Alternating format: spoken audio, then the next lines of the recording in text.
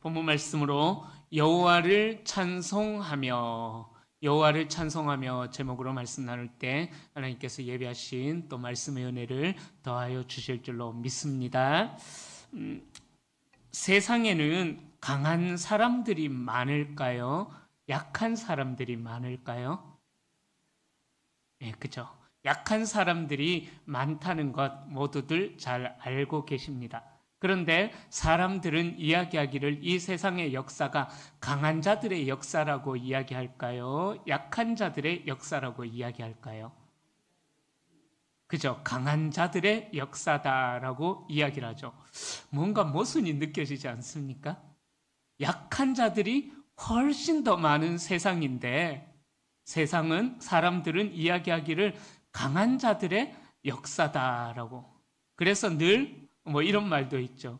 1등만 기억하는 추잡한 세상 하면서 그런 말도 있죠. 그죠? 사람들은 늘 그런 것 같습니다. 왜냐하면은 자기가 소망하고 있는 것들이 어떤 약함보다는 강함, 안 되는 것보다는 잘 되는 것, 형통치 않은 것보다는 형통케 되어지는 것, 우리 교회 용어로 이야기하자면 그런 것들을 다 꿈꾸면서 살아갑니다. 그러다 보니까는 사람들은 저마다 지금보다는 더 나은 삶을 사모하고 있기 때문에 또 그것을 추구하고 있기 때문에 어찌 보면 이 세상은 강한 자들의 역사다라고 그렇게 모순처럼 느껴지지만 그렇게 이야기하는 거겠죠. 그런데 이 약한 자들이 많은 세상인데도 불구하고 강한 자들의 역사라고도 이야기를 하니까는 당연히 우리 인간들의 생각으로는 이해할 수 없는, 도무지 이해되어지지 않는 그런 일들이 우리 가운데 많이 일어나게 된다는 거죠. 강한 자들이 많다면은 어찌 보면은 우리가 이해되어지지 않는 일들이 당연한 일들이에요. 그죠? 그런데 약한 사람들이 많다 보니까는 어떤 강한 자들이 오히려 더 득세하고 악한 자들이더라도 강한 자들이 더 잘 되어지는 것 같은 것들을 볼 때에 우리는 혼란스러움을 경험하게 된다는 것입니다. 자, 그래서 하나님께서는 오늘 본문에서 이런 혼돈 속에서 하나님의 백성들이 붙잡아야 할 진리가 무엇인가? 그것을 우리에게 말씀해 주고 있는 것입니다. 우리가 붙잡아야 할 진리와 또 그 진리를 따르는 태도가 어찌해야 되는지 지난주에 이어서 이 9편 뒷부분에서 우리에게 말씀해 주고 있습니다. 자, 지난주에는 제목 혹시 기억하십니까? 아유, 할렐루야, 감사합니다. 이제 막 업그레이드가 되어 가는 것 같습니다. 전심으로 감사하오며 라는 주제로 말씀을 드렸습니다.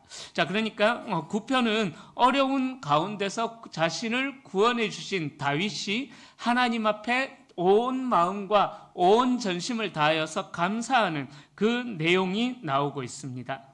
자, 그러면서 그 내용, 하나님을 높이는 내용과 더불어서 하나님을 무시하고 또 하나님의 사람들도 무시하는, 그렇게 공격하는 악인들의 최후를 하나님께 의뢰하는 다윗의 모습.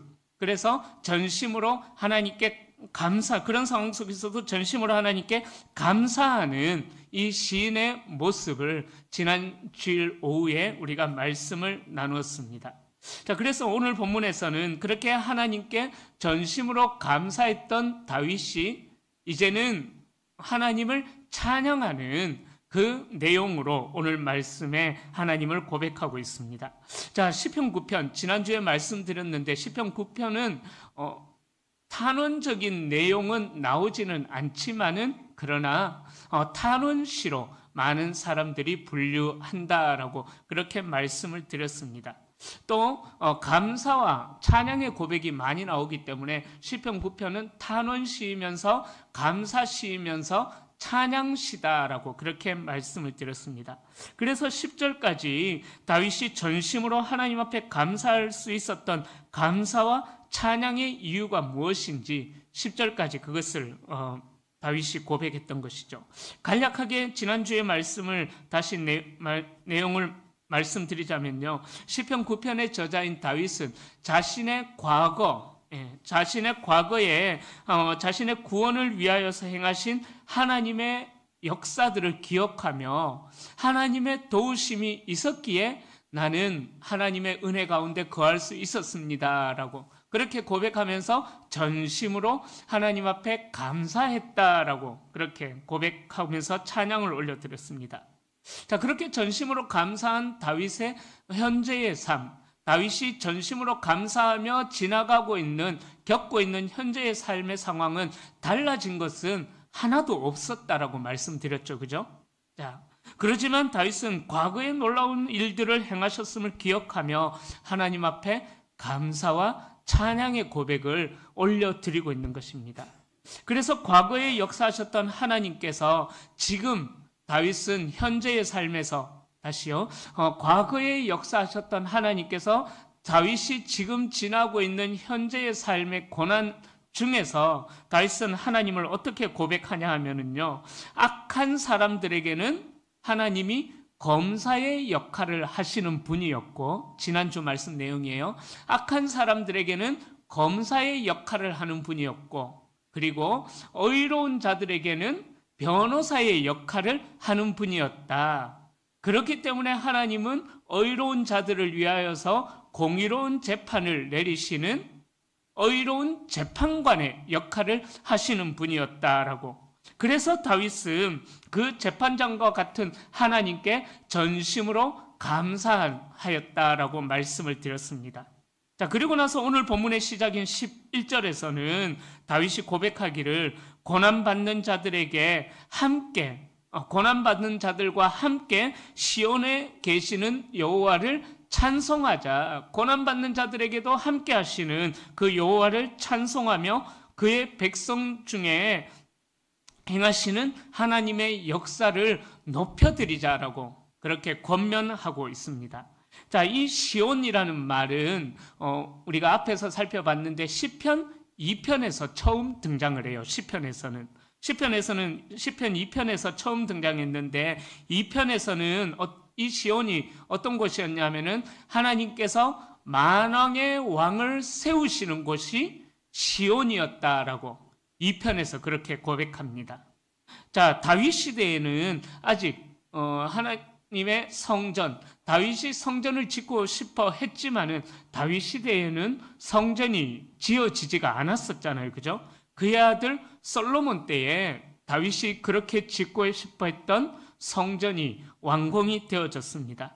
자, 그렇기에 이 시온 산 위에는 아직 성전이 세워졌던 것이 아니라 성막이 있었던 것이죠. 자, 그 성막이 어떤 것이냐?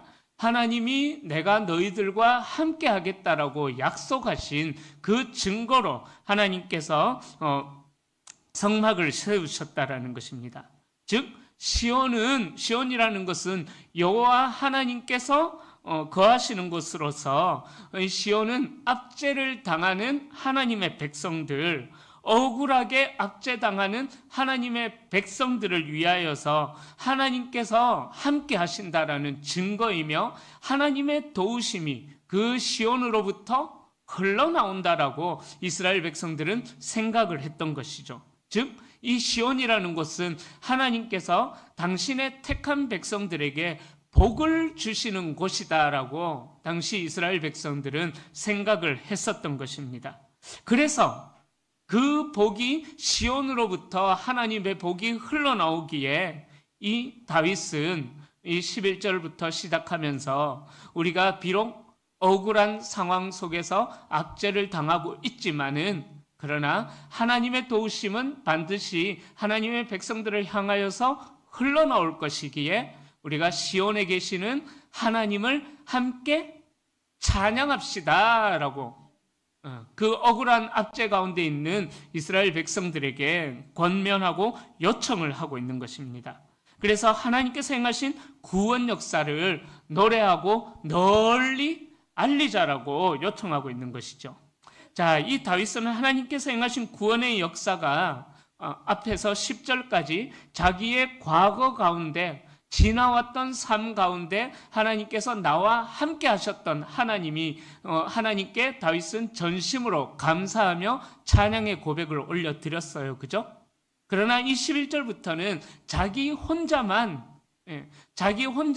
하나님을 찬양해서는 안 되겠다라고 생각하면서 어떻게 요청을 하느냐? 혼자만의 고백으로 끝나는 것이 아니라 모든 세상 사람들이, 믿는 자들이든 믿지 않는 자들이든 모든 세상 사람들이 알 수 있도록 함께 하나님께서 우리 가운데 행하신 그 구원의 역사를 널리 전파하자라고 백성들에게 요청하고 있는 것입니다. 자, 그래서 12절부터는 널리 전파해야 될 하나님의 구원 역사가 무엇인지 그 내용을 설명하고 있습니다. 자, 이 다윗이 함께 전파하자고 했던 하나님은 어떤 분이시냐? 12절 말씀 우리 함께 읽어보겠습니다. 피 흘림을 신문하시는 이가 그들을 기억하시며 가난한 자의 부르짖음을 잊지 아니하시도다. 아멘. 자, 이 피 흘림을 신문하시는 이라는 표현은요. 자, 어떤 의미가 있냐면, 자, 피는 생명이에요. 그죠? 피는 생명입니다. 그러니까, 생명과 밀접한 관계를 일깨워 주는데, 자, 이 피 흘림을 신문하시는 이라는 표현은요, 공동 번역에서는 이렇게 번역합니다. 무죄한 자의 피를 갚으시는 분. 무죄한 자의 피를 갚으시는 분. 그러니까, 우리 개역개정은 조금 어렵게 번역이 되어졌어요. 피 흘림을 신문하시는 분. 조금 더 쉽게 말하면 그거예요. 무죄한데 억울하게 압제를 당해서 피를 흘리는 자들의 그 피를 갚아주시는 분이 하나님이시라는 거예요. 그리고 표준 세번역에는 더 자세하게 번역이 되어져 있어요. 살인자에게 보복하시는 분, 이 피 흘리심을 신문하시는 이라는 번역이 살인자에게 보복하시는 분으로 번역이 되어져 있습니다. 즉 어떤 피 흘림을 신문하시는 이라는 이 표현은요, 하나님께서는 의로운 의인들이 악한 사람들로부터 받게 되는 그 압제와 쉽게 말하면 누명, 오해, 억울한 그런 것들로 인하여서 의로운 사람들이 피해를 당하게 될 때에 하나님께서는 그 의로운 자들의 피를 절대로 외면하는 분이 아니시다라는 것을, 살인자에게 보복하시는 분, 무죄한 자의 피를 갚으시는 분이라고 노래하면서 하나님의 그 억울하게 압제를 당하는 의로운 사람들을 지켜보고 계신다라는 것입니다. 하나님은 그 피 흘린 자들의 행위, 피 흘림을 당한 자들이 아니라 피 흘린 자의 행위를 그냥 내버려 두시지 않고요. 그 피를 흘리게 한 악한 사람들의 행위에 마땅한 대가를 치르도록 하나님께서는 그 피를 흘리게 한 자들을 신문하시는 분이시다. 앞절에서 말씀드렸던 의로운 자들을 위하여는 어떤 하나님이요? 변호사. 악한 자들에게는 검사의 역할을 하시면서 의로운 재판장의 역할을 하셔서 억울하게 피를 흘리게 한 그 자들을 반드시 심판하시는 분이시다 라고 다윗은 고백하고 있는 것이죠. 그래서 12절 뒷부분에 나와 있는 것처럼 하나님은 가난한 자의 부르짖음, 즉 하나님 앞에서 겸손히 행하는 자의 억울함을 잊지 않으시는 분이다라고 다윗이 그렇게 하나님을 찬양하고 있는 것입니다.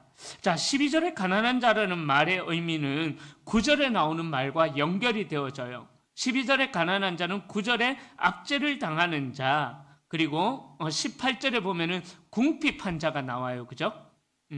자, 이 12절의 가난한 자는 9절에 압제를 당하는 자와 18절의 궁핍한 자와 연결이 되어지는 거예요. 즉, 이 가난한 자들의 의미는 힘이 없어서 궁핍하게 되고 억울하게 압제를 당하여서 고통 중에 거하는 자들, 그러한 자들을 의미하는 것입니다.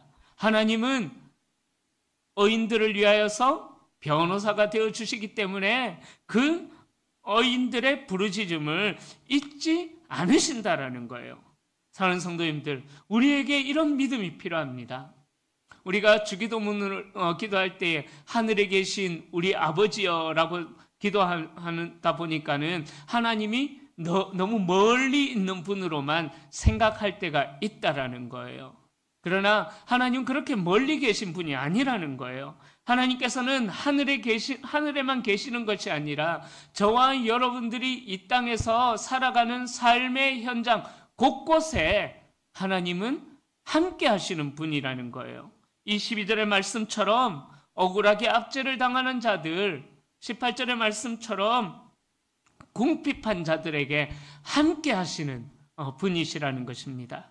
하나님께서는 피 흘리며 고통받는 자들을 기억하시고 가난한 자의 부르짖음을 절대로 잊지 않으신다라는 거예요. 자, 그래서 오늘 오전에 말씀드렸던 것처럼 하나님이 말씀하시는 그 재판장으로서 말씀하시는 공의가 뭘까요?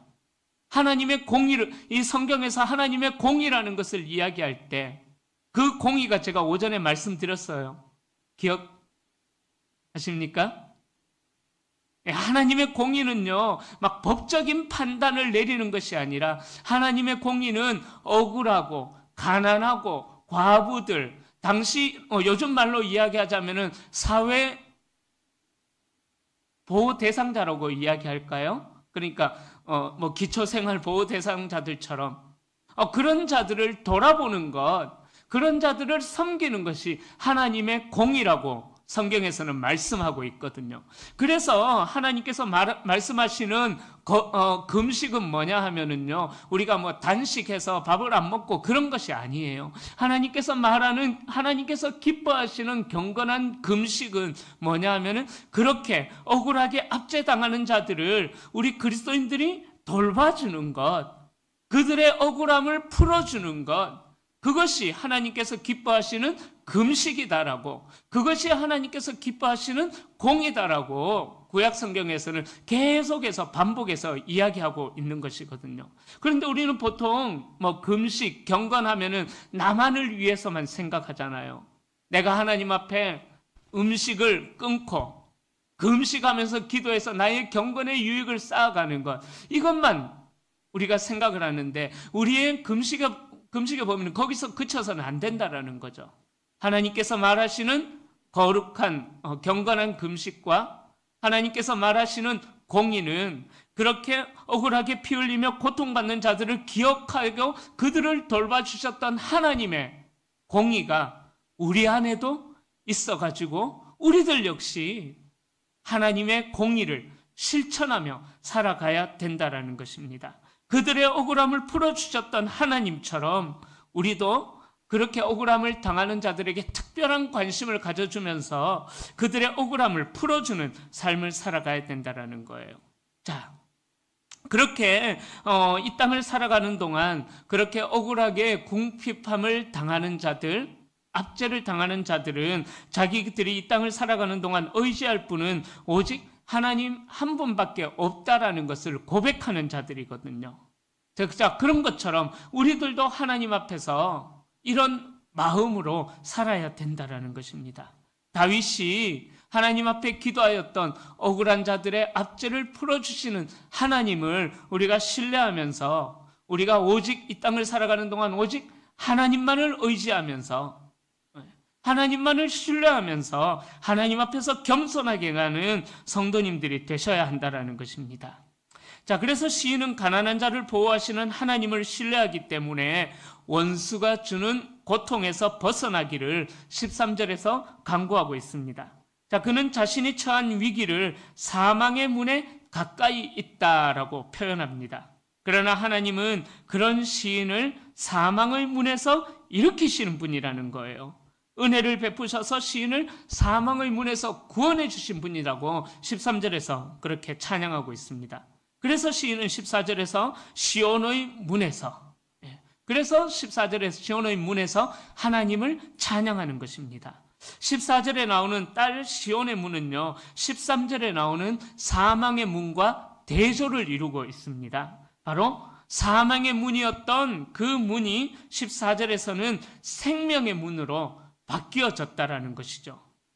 무슨 말이냐면 다윗은 죽음의 문턱까지 갔다가 하나님의 은혜로 말미암아 생명의 문으로 들어왔기에 그 생명의 문인 시온의 문에서 주의 구원하심을, 주께서 나를 위하여 행하심을 찬송하고 있다. 그리고 그 시온의 문에서 하나님의 역사를 기뻐하겠다, 찬송하겠다라고 고백하고 있는 것입니다. 여러분, 우리 역시 마찬가지입니다. 우리는 죄와 허물로 인하여서 이미 우리는 죽었던 자들입니다. 에베소서에서 그것을 말씀하시죠. 너희 허물과 죄로 죽을 뻔했던 자들이 아니라, 에베소서에서는 너희의 허물과 죄로 죽었던, 죽을 뻔이 아니에요. 죽었던 너희를 살리시사. 그죠? 사망의 문 앞에서 죽었던 너희들을 생명의 문으로 옮겨 주셨다라는 것입니다. 그러기에 그 은혜에 감사하면서 찬양하는 삶을 살아가는 것은 구원받은 자들의 마땅한 도리라는 것입니다. 자, 두 번째로 15절부터 18절에서는 하나님께서 구원하신 백성들을 실망시키지 않으시는 하나님에 대해서 또 찬양하고 있습니다. 자, 시인은 다시 악인을 기다리고 있는 재앙으로 주제를 옮깁니다. 15절에 보면은요, 악한 사람들이 자기 손으로 행한 일에 스스로 얽힐 것을, 스스로 매일 것을 내다보고 있죠. 자, 그 악한 사람들은 어떻습니까? 15절 말씀 함께 읽어봅니다. 이방 나라들은 자기가 판 웅덩이에 빠짐이요. 아멘. 자, 자기가 판 웅덩이에 빠지고 자기가 숨긴 그물에 발이 걸렸다라고 하는데요. 악한 사람들은 자신들의 이런 어리석음을 전혀 모르죠. 자기가 파놓았던 구덩이에, 그리고 자기가 펼쳐놓았던 그물에 자기가 빠져들고 걸리게 되는 것을 전혀 모릅니다. 그러니까 이 15절의 의미는 어떤 의미냐면요, 악한 사람들의 악행은 부메랑이 되어서 부메랑처럼 자기에게 돌아오게 된다라는 거죠. 그렇죠? 이 세상의 역사를 보면은 꼭 그렇습니다. 악한 사람들이 성공하는 것 같지만은요, 결국에는 패망을 하게 되는 것이 이 세상의 역사라는 것을 우리는 보게 되지 않습니까? 이 세상에 흘러왔던 역사가 그것을 증명하고 있지 않습니까? 아무리 악한 사람이 득세하여서 무죄한 자를 억압하고 의로운 사람들을 고통 속에 빠뜨린다고 해도 하나님께서는 그 악한 사람들을 반드시 심판하실 것이기 때문에 하나님께서 정하신 때가 되면은 악한 자들은 자기가 판 웅덩이에 스스로 빠지는 것처럼 하나님의 심판을 받게 될 것이다 라고 다윗이 그렇게 고백하고 있는 것이죠.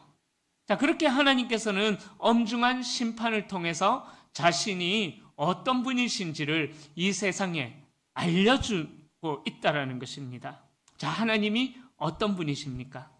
악한 사람들을 스스로 얽매어버리게 만들어버리는 그런 하나님이시라는 거예요. 우리가 아무리 악한 사람들을 막 대적한다고 해도요, 우리의 능력으로는 악한 사람들을 이겨낼 수가 없습니다. 그러나 하나님이 우리의 도움이 되시고 시온에 계신 만왕의 왕이신 하나님께서 그 악한 사람들을 스스로 무너지도록 이 세상 역사 속에서 하나님께서 친히 이끌어 가신다라는 거예요. 그러기에 하나님은 이런 일을 행하시는 분이다. 그래서 다윗 자신은 악한 사람들을 무너뜨리기 위하여서 아무것도 안 했습니다. 그러나 다윗 자신은 아무것도 안 하지만은 하나님은 다윗이 행하는 그 길에 앞서서 행하시면서 악한 자들을 하나씩 진멸해 나가시는, 스스로 무너뜨리게 만들어버리시는 분이다라는 거예요. 예를 들자면 압살롬과 같은 그런 경우겠죠. 압살롬이 자기의 머리카락을 얼마나 자랑했습니까? 그죠? 그러나 자기의 자랑이 자기를 무너뜨리게 되는 그 머리카락, 풍성한 머리카락 때문에, 자기의 자랑이었던 머리카락 때문에 도망을 가다가 나무에 걸려가지고 대롱대롱 매달려 있다가 결국은 죽임을 당하게 되잖아요. 그렇게 압살롬을 예로 들자면은, 그렇게 하나님께서는 악한 사람들이 자기가 자랑하는 그것 때문에 무너지게 만들어 버린다라는 거예요. 그러기에 여러분들, 악한 사람들의 형통함을 절대로 부러워하지 마십시오. 우리는 그런 소망을 가져야만 합니다. 이 땅에서 비록 세상 사람들이 보기에는 별것 아닌 것 같은 그런 삶을 살아간다고 할지라도 주 예수와 동행하니 그 어디나 하늘나라. 우리는 그러한 삶을 살아가는 존재들이기 때문에 악한 사람들을 부러워해서는 안 된다는 것입니다. 그 어디나 하늘나라를 살아가게 하시는 하나님께서 택하신 의로운 백성들, 하나님의 백성들을 영원히 실망하지 않도록 인도해 나가시는 하나님이시라는 것입니다. 하나님은 궁핍한 자들을 기억해 주시고 구원하시는 분이라는 거예요. 그래서 18절에는 궁핍한 자와 가난한 자들이 나옵니다. 자, 이 궁핍하와 가난한 자들이라는 말의 의미는요, 실제로 어떤 물질적으로 가난한 자들을 의미하는 것이 아닙니다.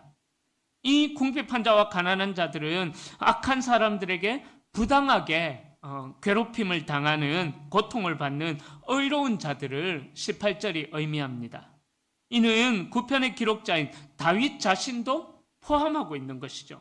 다윗도 그런 형편에 처했지 않습니까? 하지만 의로운 자들은 악한 자들에게 고통을 당하지만 하나님께서는 의로운 사람들이 받고 있는 고통을 계속해서 헤아리고 계신다라는 거예요.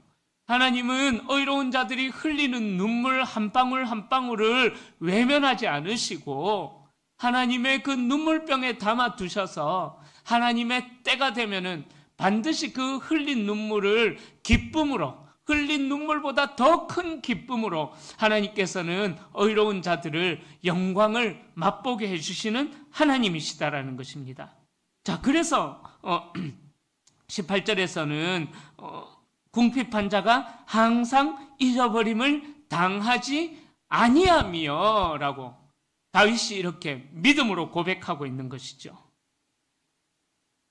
여러분, 우리가 살아가는 세상은 처음에 말씀드렸던 것처럼 약한 자들이 많기에 약한 자들에 의해서 이 세상이 흘러간다라고 생각을 해야 되겠지만, 그러나 아니죠, 그죠? 강한 자들의 역사라고 이야기합니다. 그러다 보니까는 이런 모순된 세상 속에서 우리는 실망할 일만 우리 눈에 보이게 됩니다. 그러기에 우리가 이 모순된 세상 속에서 사람을 바라보게 되면은 실망만 하게 될 것입니다. 그러나 우리의 믿음의 눈을 조금만 돌이켜서 하나님을 바라보게 되면은 하나님께서 어떻게 우리의 과거에 역사하셨는지 보이게 되는 것이고, 과거에 역사하셨던 하나님이 보여지니까 현재도 천국을 살게 되고, 그러니까 앞으로 우리에게 펼쳐질 미래의 삶도 하나님께서 우리에게 어떻게 역사하실지 기대가 되어지는 거죠. 그러니까 과거에 역사하셨던 하나님의 은혜를 기억하지 못하면은요, 앞으로 역사하실 하나님에 대한 기대도 생기지 않는다라는 거예요. 그러기에 기억하는 자들에게는 기대감을 하나님께서 더해 주신다라는 것입니다. 왜냐하면 하나님만이 우리의 소망이시요, 하나님만이 우리의 찬송의 대상이 되기 때문인 것입니다. 자, 그래서 시인은 19절과 20절에 세 번째로 영원하신 여호와 하나님을 찬양하겠다라고 고백하면서 이 시편 9편을 마무리합니다. 이제 시인은 끝으로 악한 사람들이 승리하지 못하고 심판을 당하지만 가난한 자는 구원을 받게 될 것이다 라는 것을 선포합니다. 19절에 보면은 다윗이 하나님께 요청하고 있는 아주 중요한 기도가 나옵니다. 여호와여 일어나사, 여호와여 일어나 주십시오라고 하나님 앞에 요청하는 거예요. 자, 이 요청은 단순히 앉아있던 자리에서 벌떡 일어나라, 이런 의미가 아닙니다. 바로 이 여호와여 일어나소서라는 이 요청은요, 바로 하나님께서 거룩한 전쟁을 시작해 주십시오라고 요청하는 그런 의미가 있는 것입니다. 즉 이제는 하나님께서 활동하실 때가 되었다라고 다윗이 하나님의 도우심을 그렇게 요청하고 있는 것이죠. 여호와께서 일어나시면, 여호와께서 전쟁을 시작하시면 그 하나님을 대적하는 인생은 완전히 무너지게 되어 있다라는 것입니다. 그 의로운 자들을 괴롭혔던 악한 사람들, 이방들은 여호와께서 일어나시기만 하면, 여호와께서 전쟁을 일으키시기만 하면은 한낱 흩어질 먼지에 불과한 인생이다라는 것을 알게 된다라는 것입니다. 원수들은 하나님을 대적했기에 승리를 얻지 못하고 파멸의 길에 들어서지만, 가난한 자는 또 의로운 자들은 하나님 앞에 항상 기억된 바가 되어서 영원한 소망을 누리게 된다라는 것이죠.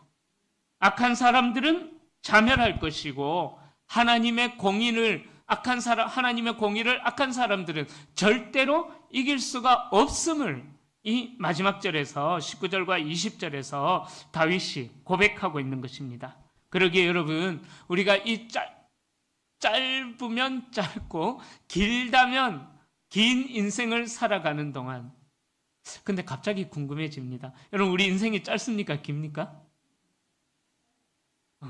저는 아직 너무 짧다라고 생각이 듭니다. 하여튼 그런데요. 하여튼 어떤 분들은 이 인생이 길게, 아이고 고마 이제 하나님께 가고 싶다라고 생각하시는 분들도 계실 것이고, 또 어떤 분들은 아직 가면 안 돼. 이게 연세와 상관없이 아직 짧은 인생을 살아가는 분들도 계실 것입니다. 그러나 이런 길다면 길고 짧다면 짧은 저마다의 인생을 살아가시는 동안 헛되게 살다가 사라져버리는, 한줌 먼지와 같이 사라져버릴 그 인생들을 두려워하는 우리들이 아니라, 이 땅을 살아가는 동안 영원하신 하나님만을 경외하면서 그 하나님만을 의지하면서 살아가는 우리 성도님들이 되시기를 축원합니다. 이제 말씀을 정리합니다. 시편 9편은 기쁜 일이 있어서 찬양하는 것처럼 보이지만, 처음에 말씀드렸어요. 9편을 시작하면서 지난주에 말씀드렸어요. 시편 9편은 탄원시입니다. 1차적으로는 탄원시이고, 두 번째로 감사시와 찬양시로도 그렇게 분류가 되어집니다.